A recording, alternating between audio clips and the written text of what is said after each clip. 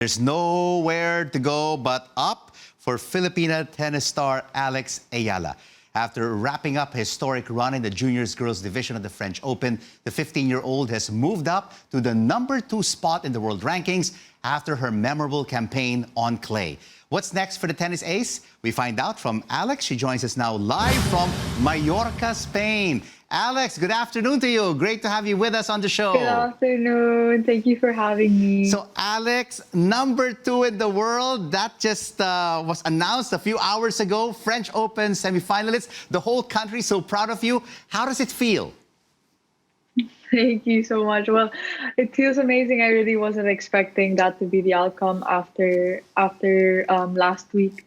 I got a call from my parents just a few hours ago, and I was really pleasantly surprised. And I hope that this achievement is. I'm happy that I can share this achievement with all my friends and all my family back home.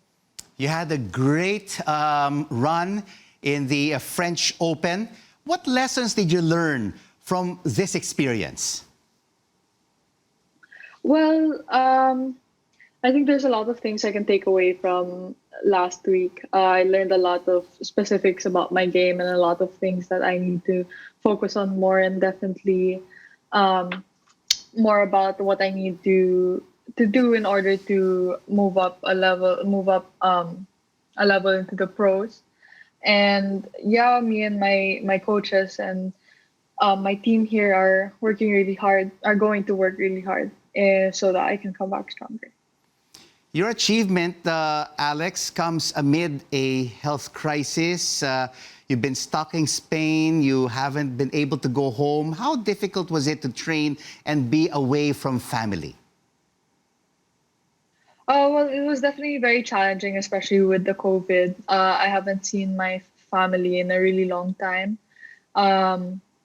But being away for so long, and this is my 3rd year in Spain, I kind of get used to it, and definitely there are moments where I miss them a bit more. But I have my brother here, so I always have someone I can go to. And of course, I have a lot of friends, and everyone here is very close. So it makes it easier for everyone to be away from home. You must miss your mom and dad very much, Riza and Mike. They couldn't be there with you at the French Open, rooting for you, and supporting you in all of your matches. Actually, this year the juniors were only allowed to bring one guest, and my guest was my coach. And of course, with all the travel restrictions, it's hard to travel from Asia here to Europe. So they couldn't be here with me this time. But it's not my first tournament. I've traveled to a lot of tournaments where I didn't have my parents around. So it wasn't that big of a adjustment. It was just I tried to treat it like every other tournament I had.